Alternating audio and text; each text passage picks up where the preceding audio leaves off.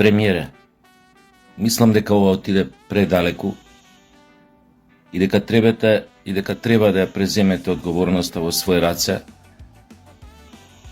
да ја прекинете оваа агонија, овој клинч во кој што се наоѓаат синдикатите, културните работници и министерствата. И мислам дека нема да погрешите ако се доближите или ги приближите до себе културните работници. Ако им излезете во пресрет. Јас лично, премиере, не сум член на ниту еден синдикат. Лични причини, како сакате. Кажете го тоа. Со години веќе не сум член. Но сакам затоа да ви кажам една работа. Културата не само што е образот на една држава пред светот, таа е суштината на идентитетот на таа држава, на државотворниот народ, на народите, малцинствата кои што живеат во неа. Ако сакате, културата е предуслов, ДНК, темел, јадро од кој што може да се изгради една нација. Многу е позната, многу е старата анекдота кога почнуваат бомбардирањата на Лондон од страна на нацистичка Германија и кога разулавен од паника, затоа што веќе бројат многу жртви британците во тие бомбардирања, разулавен од паника, кај Черчил влегува министерот за надворешни работи и му вели: господине премиер, еве го списокот од сите сфери, од сите министерства, од кои што треба да се скрати, за да се додели во воениот буџет, да можеме да купиме веднаш оружје плюс, за да можеме да одговориме на бруталните нацистички напади. Черчил го зема списокот и на прво место буквално забележува Министерството за култура. Дека тамо господинот министр за надворешни го ставил на прво место, од каде што треба да се крати за да се одвои за воениот буџет. Черчил го прашал: што е ова? Господине, тоа е списокот од кој што... Зошто вика од културата да одвојувам? Како вика, господине, културата, знаете што сега таа може да ни помогне, вика, увакви околности ни требаат пари за оружје. Черчил му рекол: господине министр, ако не е таа култура, тогаш зашо ја водиме оваа војна? Земете си го списоков назад, ќе ми направите нов. Културата ќе ја земете од овој список и следниот пат, кога ќе влегувате кај мене во канцеларија, не заборавете да тропнете на врата. Многу позната анекдота опишана во мемоарите на Черчил. Верувам дека ниеден од вас не мисли дека Америка го освои светот затоа што имаше атомска бомба. Затоа што го пукна со атомска бомба, Хирошима ја пукна и Нагасаки го пукна. Затоа што имаше моќно оружје. Соединетите држави го освоја светот со нивните филмови, со нивната музика, со нивната литература, со нивната уметност. Дали мислите дека британците го освоија светот во минатиот век со помош на оружје, со своите колонијални методи? Не, Британија во таа смисла беше во комплетен пат. Почна да губи моќта, своите колонии, моќта во светот. Како го освои? Како ја поврати? Како сите повторно секојдневно слушавме за Британија, се лепевме за Британија. Ја сакавме Британија. Поради Битлси, поради Ролинг Стоунси, поради Цепелин, поради мал милион писатели, поради Монти Пајтонс. поради феноменалните британски филмови, ирските, шкотските, нивната музика, пак ја кажам, и од ирска, и од шкотска, и YouTube, и Кардиганс, и Мардиганс. Нели е ова доволен доказ на сите оние неверни томи кои што се дрзнуваат од позиција на така наречени новинари да плукаат по културните работници, особено по театрите и по глумците, дека ништо не работеле. Дел од нив, затоа што IQ-то не име поголемо од бројот на кондурите што ги носат, а дел од нив затоа што поседуваат документи дека се пациенти, тоест дека имаат симптоми на разни психози и други потешки ментални пореметувања. Тие, премиере, таквите апологети не ви бркаат работа. Може да ве стават само во уште понепријатна позиција. Вас ви требаат разумни луѓе разумно да ви ги објаснат овие работи. Да не влегувате без потреба во клинч, во судар со 2300, 400, 500 луѓе, кои што се уверени дека имаат добар колективен договор кој им ги гарантира правата, без разлика во кое време бил потпишан и кој го составил и кои правници го направили и така натаму. Не е важно. Кога е нешто добро, не треба да се менува. А дека многу работи се абсурдни, јас 100 пати сум кажал овдека. И пак ќе ви кажам, и ако тоа не може да го следат луѓето кои што вие сте ги назначиле, не зборам само Министерството за култура, Министерството за финансии, вамо и таму. Ако ова не го разбираат сега, јас што го зборам, таквите луѓе не ви требаат. Таквите луѓе ве тераа да го свртите грбот против оние кои што утре ќе бидат вашиот образ пред светот.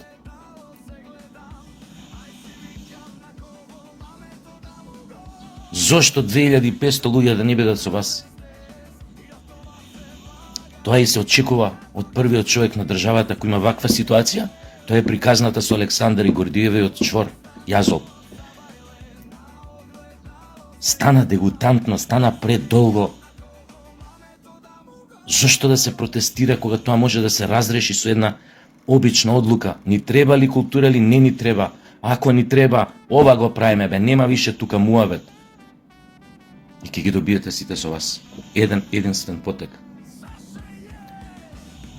Ќе се поштедите од трошење на непотребна енергија за работи кои што би можеле да се искомплицираат утре за утре. Не е проблемот во тие проценти што ги гарантира колективниот договор. Проблемот е во друго. Проблемот е во тоа како се алоцираат парите, благодарение години како се алоцирале наназад, и дека тоа Министерство за култура се подразбирало како да ви кажам, како крава музар од кој што треба да се истиснуваат пари. Врз клиентелистичка, врз етничка основа. Не ни треба само еден танец, ни требаат два танци. Албански и македонски.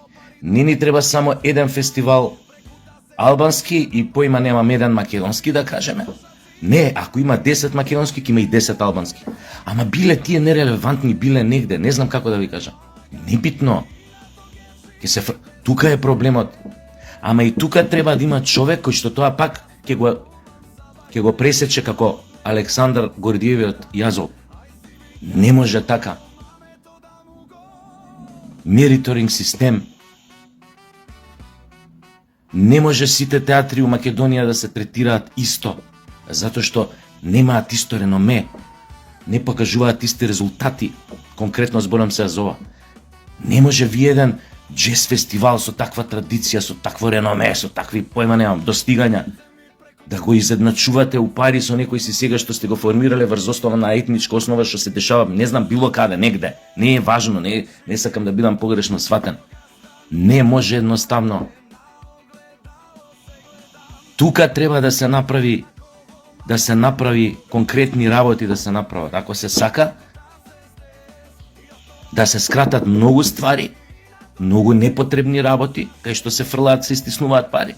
Дали се манифестации, појма немам, разни фестивали вамо, тамо, не знам на што све се дава тамо, тоа е лудо на што све се фрлаат пари.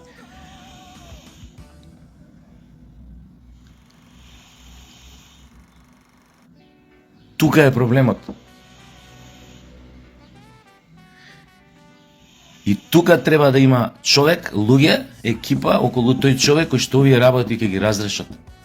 Затоа што сите ние како институции на крај на година отчет му даваме на Министерството. Драмски театар на крај на година му дава на Министерството отчет. Со толку и толку пари сме направиле толку и толку представи. Од толку и толку представи ги гледале толку и толку илјади луѓе. Заработката од тие карти била толку и толку. Не може на исто рамниште да биде третиране да драмски театар кој што појма немам. Направил супер профит минатата година од продајани карти, ги извадил неколкукратно, ги оправдал парите Министерството за култура што му ги дало за продукција, за представи. Неколкукратно повеќе пати ги оправдал тие пари.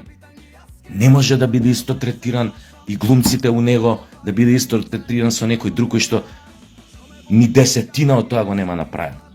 Ни 50 од тоа го нема направено. Да не збориме за минатиот труд, за реномето.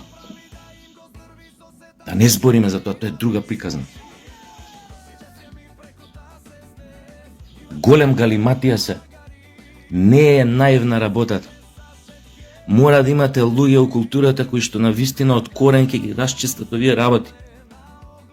А конкретно за овој проблем, што веќе долго време се провлекува. Мислам дека имате ингеренции да излезете джентлмен.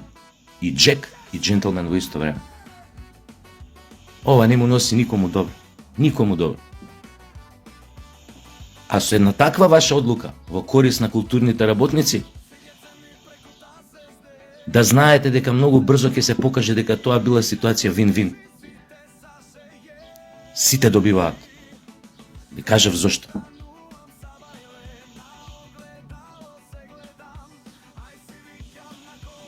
Тие утре луѓе ќе бидат вашиот образ по светот. Кај додат, ќе оправдаат вашата доверба, што с ним ја дале, што с ним излегле во пресед. У тоа можете да бидете сигурни. Тука никој нема да потврли.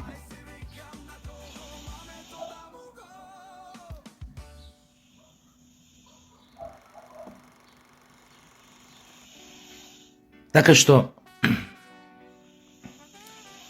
читав и слушав деноиве многу од тие, ја ќе ги наречам обични мегафони, да кажеме, кои што лупетаат тешки глупости. Ги знаете кои се со име и презиме. Шокени култура, шокени ова, шокени филмови, шокени нешто кое што не создава профит. Да ви кажам, има примери, премногу примери. Во најтешките години, кога Србија тонеше во тежок криминал, во крвави криминални пресметки, кога нивните млади луѓе гинеа во крвавите граѓански војни што самите ги отворија. Нели? За таква една крупна работа како граѓанска војна нема само една страна, има повеќе страни, но знаеме како с тоа све почнуваше. Држава Србија која што беше под страотни санкции, имаа 6 марки плата на почеток на 93, 94, 95 година. Србите, не сташица, немаш, не маштија, нема ова, нема она, празни полици по продавници, празни, нема бензин, нема ова. Црн бизнис, криминал и шверц, ништо друго. Во најцрните времиња што една европска држава ги живеела, ја мислам, од Втората светска војна навака, тоа е Србија. Во најцрните времиња ги направија, појма неа, можеби најдобрите филмови у последниве 50 години, можеби најдобрите театарски представи во последниве не знам колку декади. Постигнаа огромни успеси и во музиката, и во спортот. Евровизии, победи на Евровизии, на ова, на ова. Не е битно каква е таа Евровизија. Победуваа. Нели е тоа најголема придобивка, додека сите ги множеа со нула, ради она што го предизвика една нивна политичка номенклатура луда, уметниците и културните работници беа тие кои што го бришеа образот на таа извалкана во тоа време држава која што сите гледаа со презир. Уметниците и културњаците беа тие кои што очистеа тој образ пред очите на светот. Нормално рамо до рамо со нивните спортисти.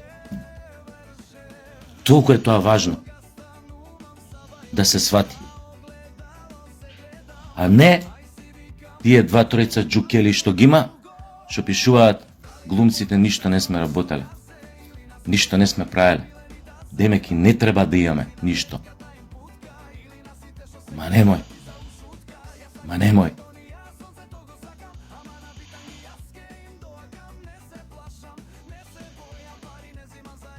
Ке ми текне само на десетици настапи, дали у Париз, дали у Москва, дали у нашиот регион, од Вардара па до Триглава, па у Бугарија, у Сливен, во Стара Загора, во Софија, во не знам каде. Се случувало публика нозете да ни ги бацува доле. Нозете да ни ги бацува. Џукели едни, психопатски, што пишувате глупости, мислите дека сте многу паметни. И ти, психопат, и ти, не ќе да ви менувам. Нозете ни ги бацувале, у буквална смисла, у буквална. А да не ви зборам на овациите што сме ги доживувале. 20 минути аплауз, да ти е незгодно да стоиш на сцена више. 20 минути. Тоа не е минута, 2, 3, 20 минути.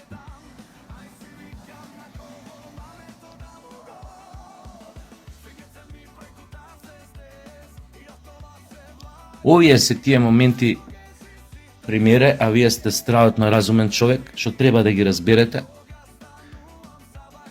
И овие се тие ситуации, наизглед беззначени, мали, како што сакаат да ги прикажат некои што се замислуваат дека многу знаат и дека се многу паметни, да ги прикажат дека се беззначени, но од вакви беззначени ситуации човек може да се сопне и да се искрши исто така јако и од мало камче. Со што да се сопнеш? Ако го видиш камчето дека е тука пред тебе, едноставно го прерипаш. Не се замараш со камчето. Ворете, дечки, ворете. Ајде ќе направиме вака, ние ќе излеземе во пресред, но, како што ви реков, треба да се направи многу други работи, ви реков кои. Тоа Министерство за култура треба да се исчисти од корен. Од корен. И онака, да се заврти нова страна. И кога се делегира буџет државен, да се знае точно кој и зошто добива пари да ја представува држава или да ја представува културата, или да се занимава воопшто со културна дејност.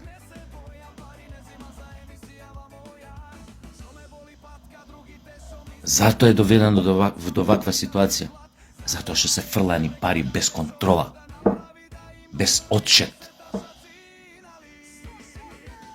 Зашо бе ја да му ги плаќам како Министерство за култура дуговите некому за струја на некоја културна институција, која што со ништо не придонела за оваа култура, која што дали една представа има направена у 2 години? Зашо бе да му плаќам струјата? Дуга за струја или за појма немам за што? Зашто тие пари не се влезат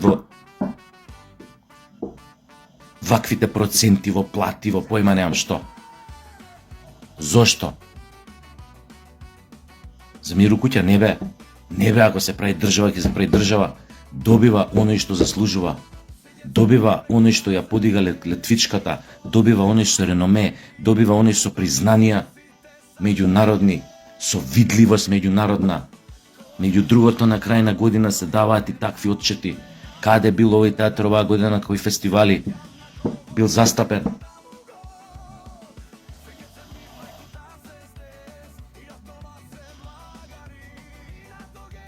Ве молам, премиере, чувајте се од таквите лоши бранители, кои што само може да ве внесат во поголеми проблеми, а оваа работа е работа која што вие можете да решите со само еден збор.